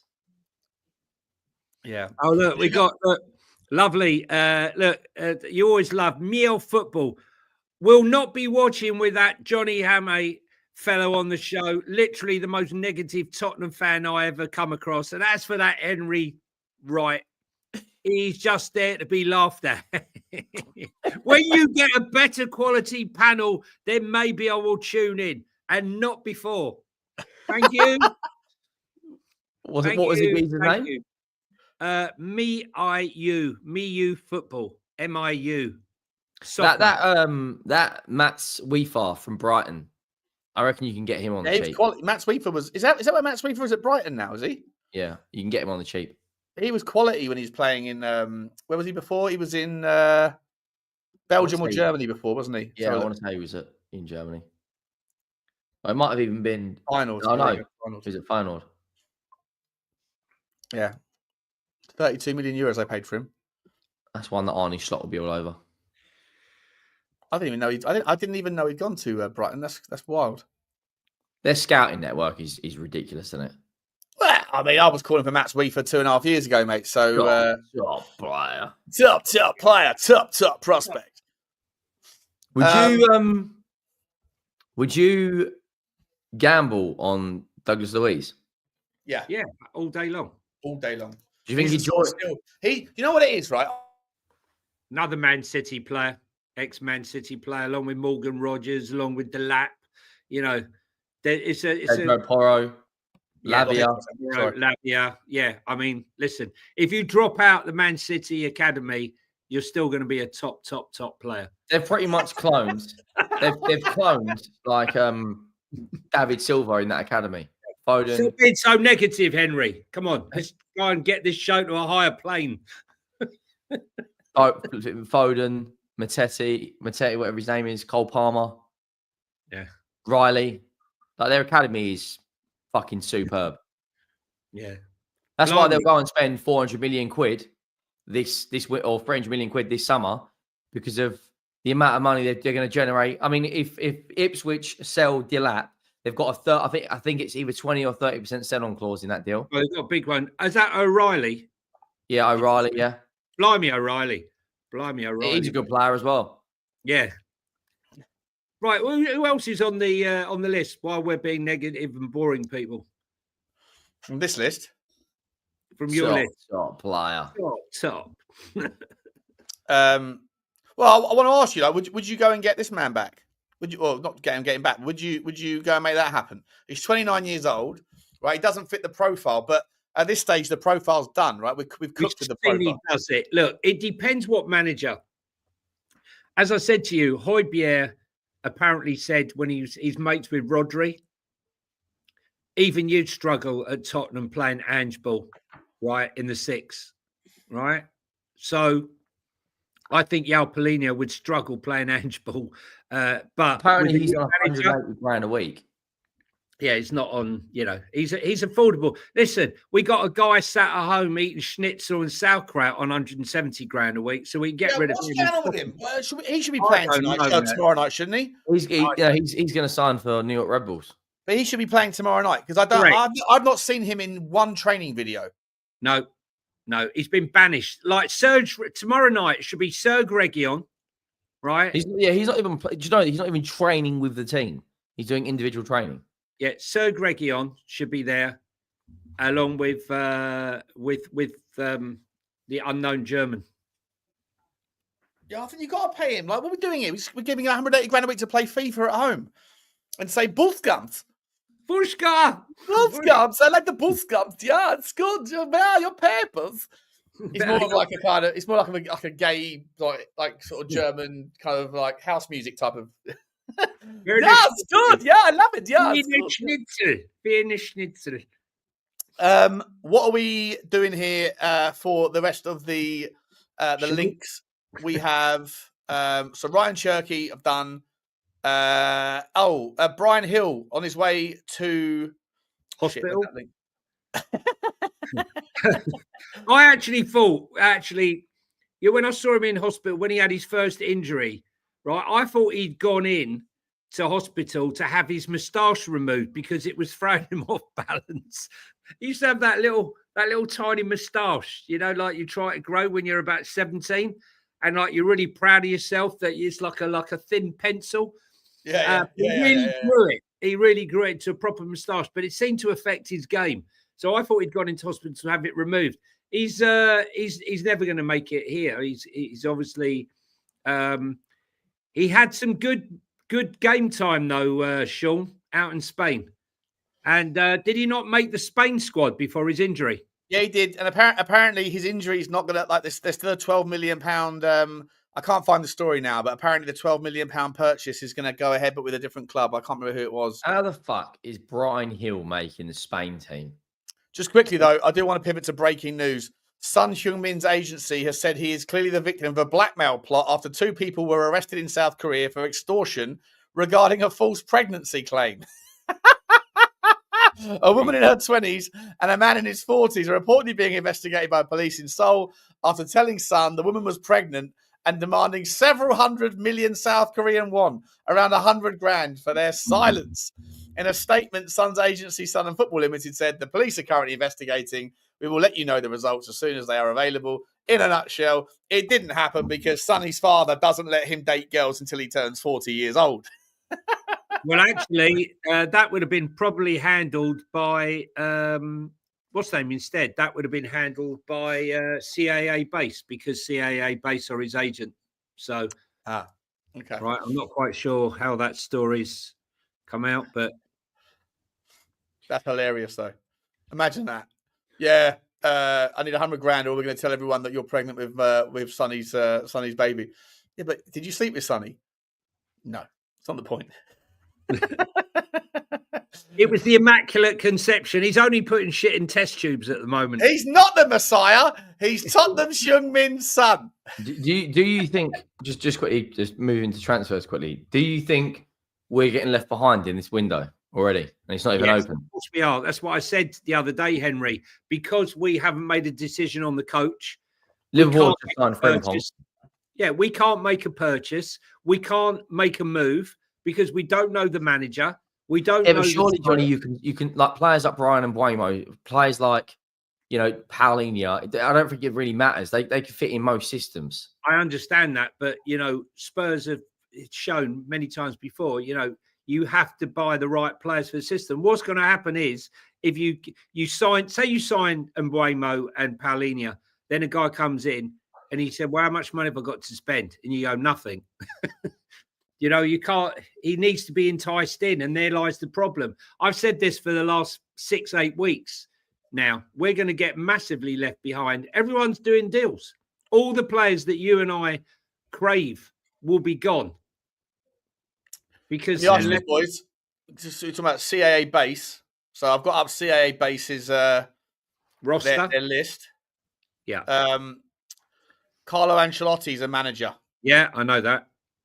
Freddie absolutely no chance of we getting him because he's just signed for Brazil. No, he's signed for Brazil, but it would mean that there's more likelihood that Richie will get a game for. Now, there's a coach that I've always rated, but I think he needs another season. Yep. Can see him coming in. No. Is that Will Still, brother? Looks like him. He's dead still. That one. Frank Lampard, big fat Frank. He's at Coventry. Ian Beale's not coming. Oh no, I thought that was someone else. No, not fucking him. No way. No, these are managers, mate. Let's have a look at the players. Let's look at players. Oh, hang on. Why is it gone in so zoomed in? Hang on a second. Ko Itakura, player that I've liked for a long time. I really like him. Good player. Where's he playing these days? Is he still where he was? Yeah, he is. Still at Mönchengladbach. Yeah. Spoke about Ko Itakura numerous times. Moses Simon. Don't know who you are. Who are you? Who looked good for Coventry? That little Japanese guy. I keep forgetting his name now. Played fantastic. Rodrigo Muniz. He scored a few goals this season for Fulham. Yeah. Bellanova. Dorgu. Look, Patrick Dorgu. Should have come to Tottenham. Stay well clear. Oh, there you go. We just talked about him. Stay well clear. Guaranteed links with him, with Torino for the summer. Yeah, guaranteed links. You heard it here first. Can we get a thumbnail? What's his name? Samuel Richie.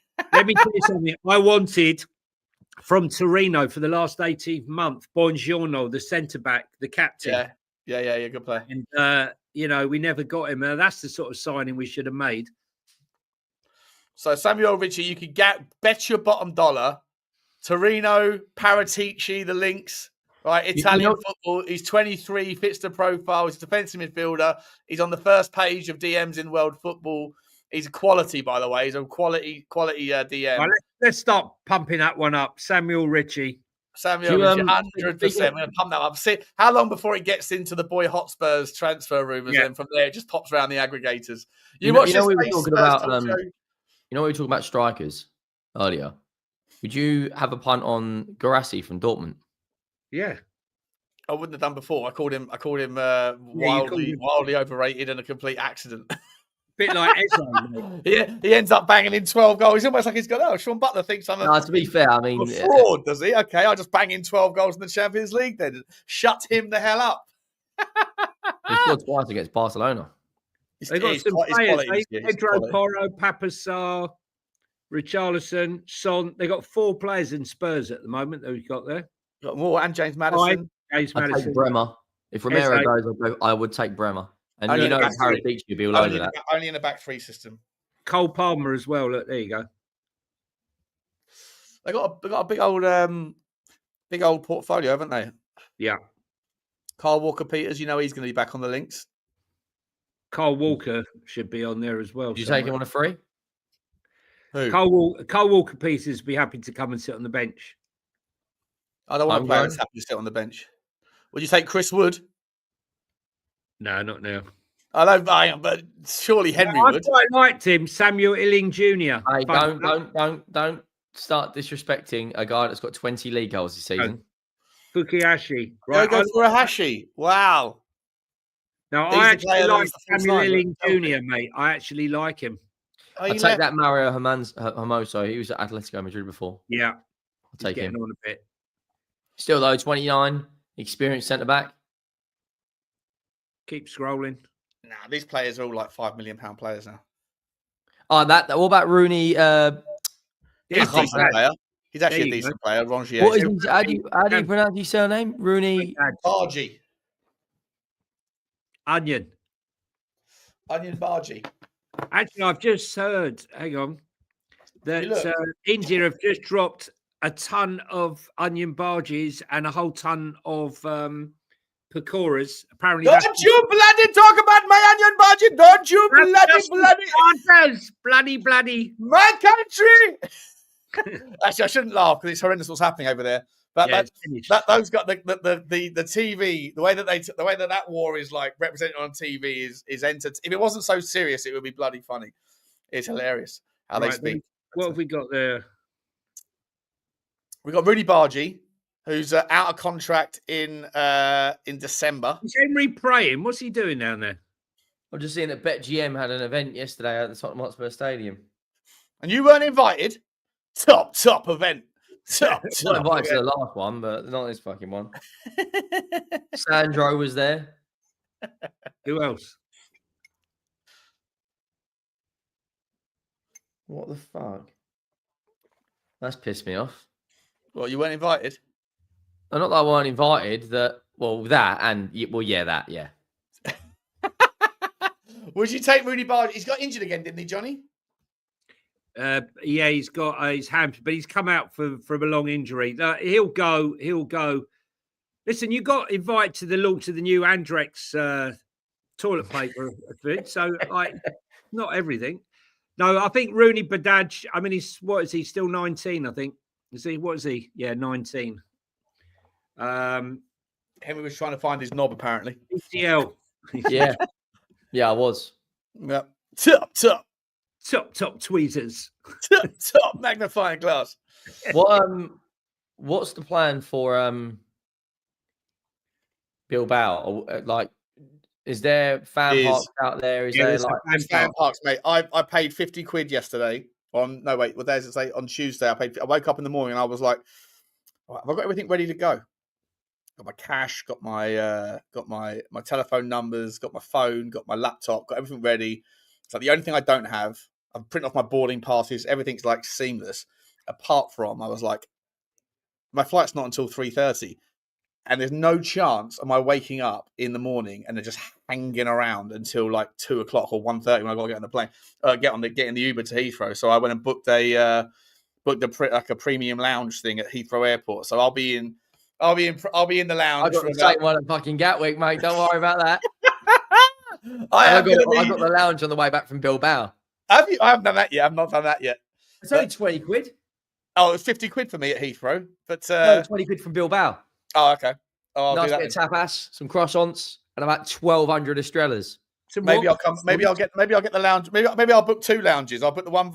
I'll pretend like I'm on your flight, and I'll get my flight 3 hours later. I'll just be in there for 6 hours. Like, fucking, we run it. The stability of bloody Bambi on ice before that plane. Huh? The stability of Bambi on ice. Do you know what I want most of all? Most of all about winning this Europa League. Obviously, the trophy's fantastic. But going to stadiums and singing "Champions of Europe, we know what we are." Yeah, like to sing that at ground. Well, West Ham have been doing it with a fucking Conference League. Chelsea won the Champions League, but we turn up to the Emirates and we're singing that. That is gonna. You'll never sing that. You'll never sing that. Yeah, I've watched that. We made the final. Much. You'll never sing that. What happens when we win the Super Cup? Ah, mate. We are going to Lazy, by the way. We are going Norway, Bilbao, and fucking Udogie. We're taking over. Yeah. You know, if we win, if hypothetically we did win the Super Cup, we could be in the next Club World Cup.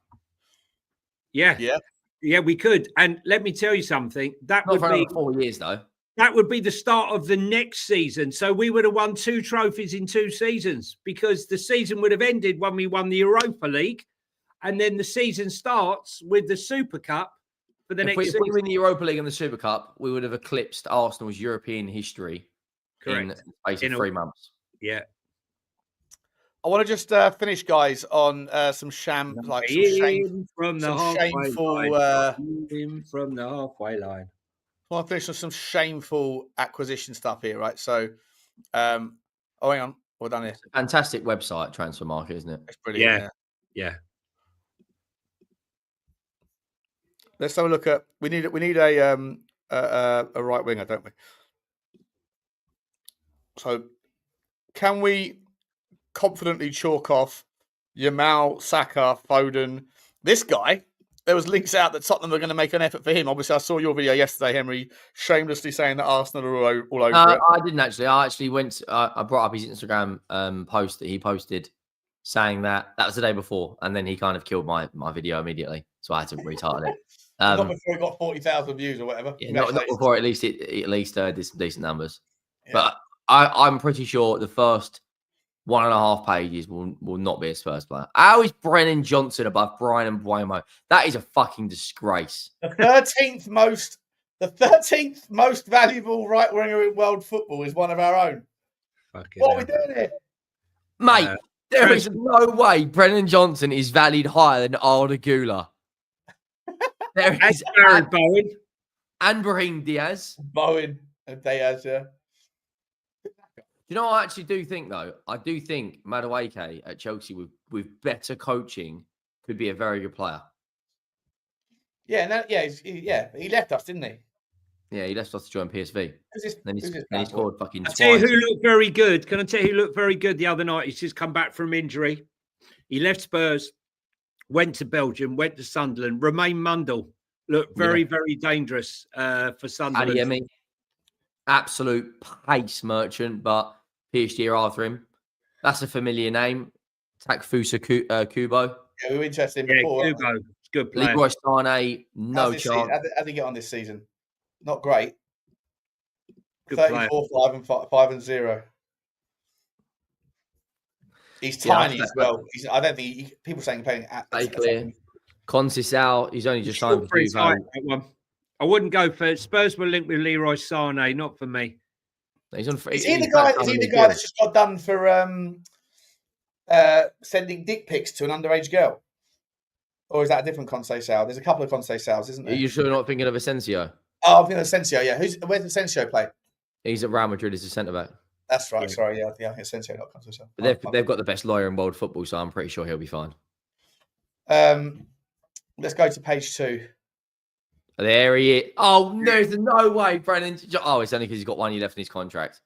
Right, fair enough. Would you take Bakayoko? I'm taking Bakayoko without a doubt. Yeah. We wanted him last year, didn't we? Last summer. Tonight, him. I'd even take Mason Ivory Greenwood. Coast. Can I just say, don't forget that next season is the African. Is it not the African thing beforehand? Yeah, it's in February.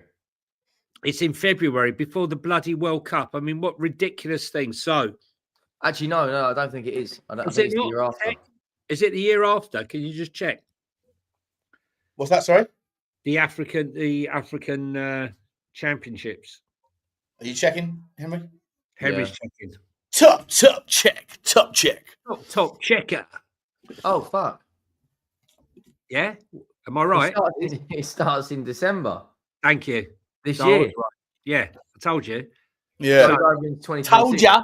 Told ya. Right, with me, son. Of January. Yeah, so you've got that. Then they got to play in the World Cup. It's ridiculous. It should never be in the same year as the World Cup. Bissouma's going to go for that. Who else? So Bissouma will go. Salah, Sarr, Cherky. Is he representing Algeria or is he representing France? France. No, France. Yeah. So we don't really want to be signing because if it starts in December, they'll be going the beginning of December. They'll be gone for like 5 weeks. All right. So the first game is, I'm guessing Morocco are hosting it because normally the first game is wherever it's. Yeah, correct. So Senegal are playing on the 23rd of December. So we're going to be without. Did Mali qualify? Yeah, Mali did qualify. So we're going to be without Bissouma and Sarr. Correct. That's how have you guys seen this bloke before? Hassan Diao. I've heard about him. No, yeah, I've seen him, but I've only seen him when they play. Mind you, there's a few Diaos, but I think I've only seen him when I watched Pape Matar Sarr. Top coach though. Como. Top coach at Como. Who's that? Cesc Fabregas. Yeah, Bayer Leverkusen are looking at him to replace Alonso. Sim was suggesting we should bring him in at Tottenham. Without a doubt, mate. Without a doubt. Cesc Fabregas. Right, who gives a shit? We had Chelsea's greatest ever manager in Jose Mourinho. There's big plans for Como. I don't think he'll be going. Right? There's big plans, big money coming into Como. Like Como's part of a multi-club ownership, isn't it? So Como, they got plans for Como. Como's owned by the Jarum Group, Indonesian conglomerate. Yeah. So people are saying Bissouma's gone. It's going to be hard to sell him if we don't qualify for anything. It's not easy to sell someone when you qualify for a competition. Yeah. Well, win the cup, mate. Everyone wants a winner. Top winner. Yeah, exactly. Everyone's a winner, baby. That's the truth. All right, guys. Alex Ferguson was massively against signing African players. Who was? Alex Ferguson, because of things like that. Where you lose two players for. If that's the case, then that means the Asian Cup will be on. Because doesn't it run the same? Well, try it. So we could be we're losing half our team. Doesn't when's the Asian Cup? Isn't that on in the Asian Cup? I think the Asian Cup was that not last year? You might be right. I definitely know it's the African.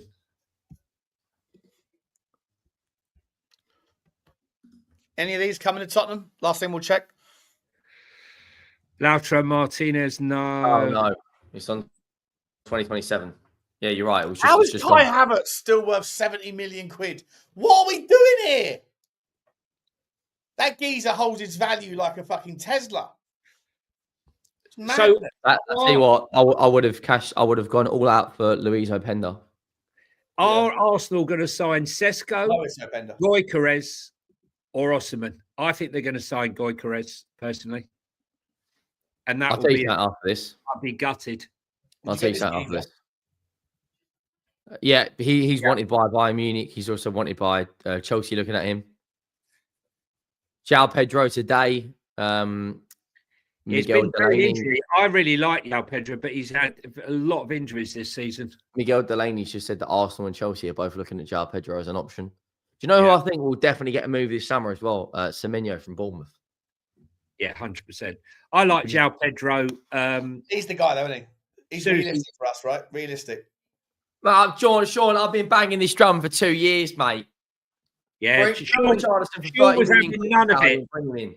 Yeah, Sean was having none of it last year when I suggested Jonathan David. But you know, again, unfortunately, looks like he's going to Napoli. The agents have asked for a 10 million pound fee. He's asked for a 15 million signing on fee, and he's looking. That's okay. For, I think it was 15 million a year wages. That's right. Do that then. Do that. We can compete.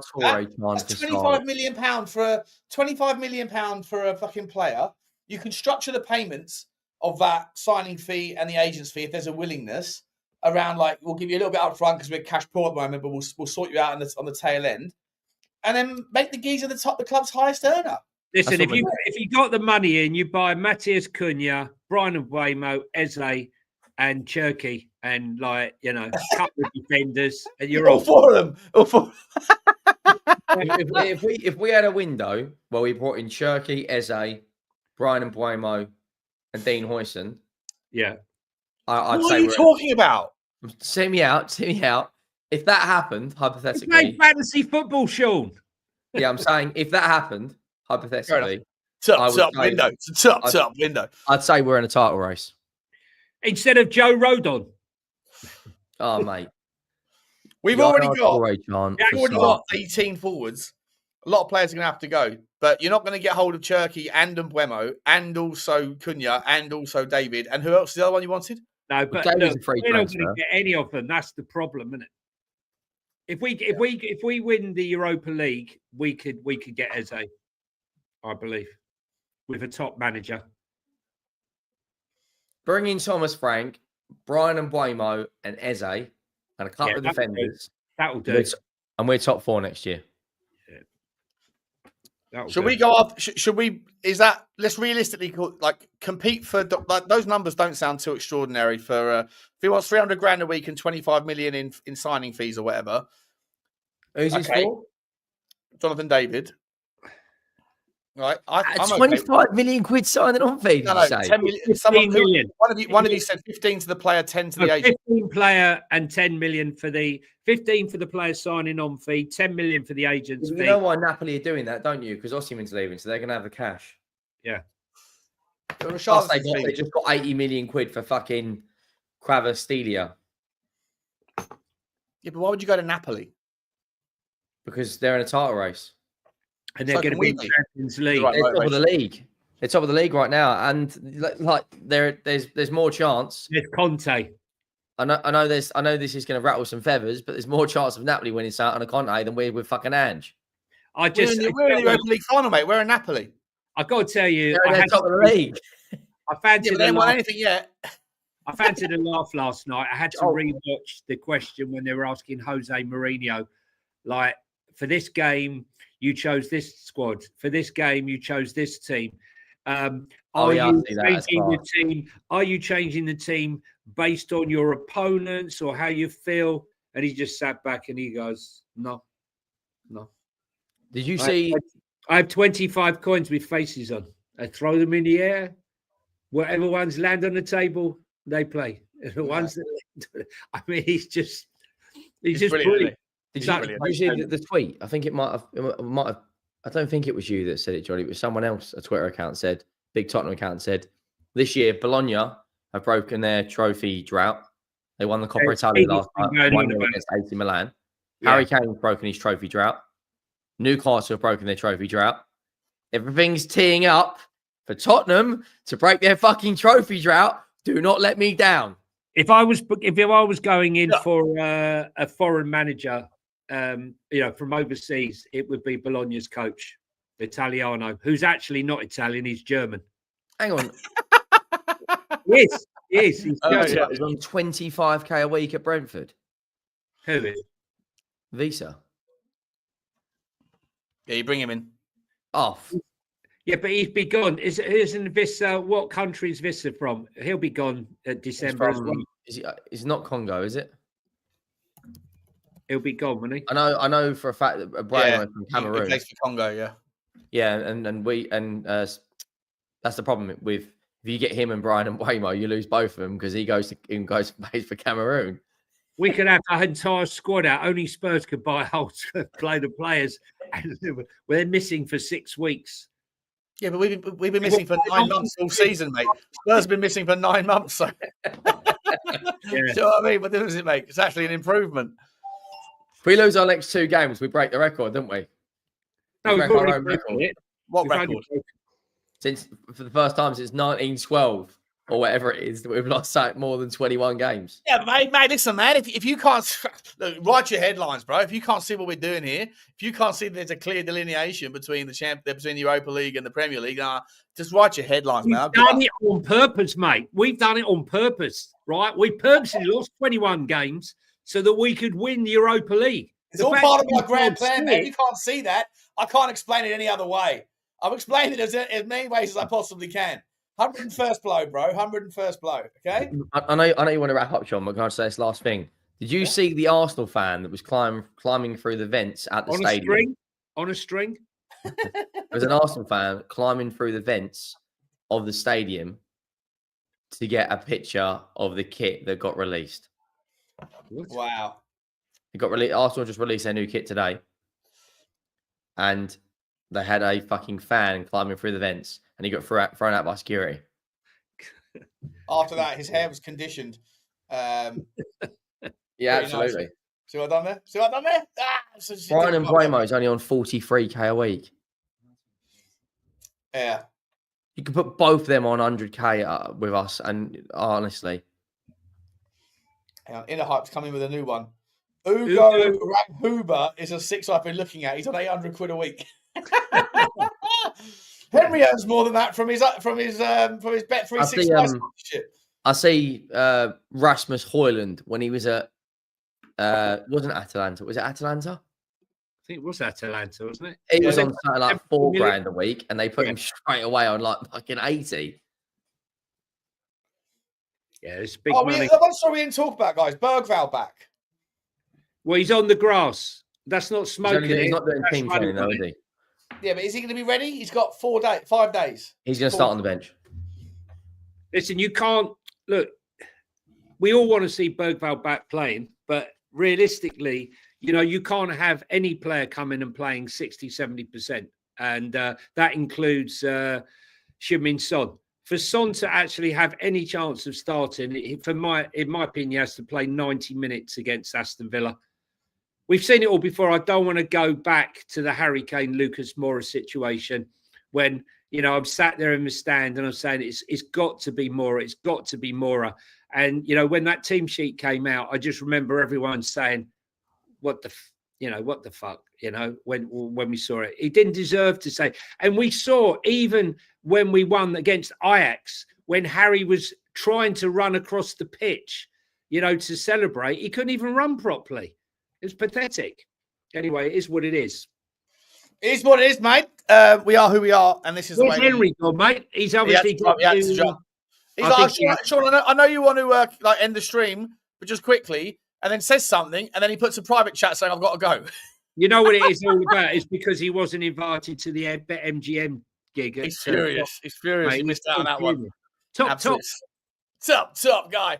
Guys, we're going to leave it there. Johnny, mate, thank you very much. Guys, please get over to Insta's Talking Tottenham 1882, where you can find Johnny and also all of the various clips that he gets from his various gallivants around the footballing world. Also, Johnny H3232 on Twitter. Spurs Talk Show is where you can find me on Twitter, and also here, of course, you smash the like, smash the subscribe. I think we should do something, Shawnee, on Football Stink. Yeah, Football Stink's coming up soon. We're going to get back on that, guys. So make sure you get us the links in the description. Johnny, anything else coming up for you today?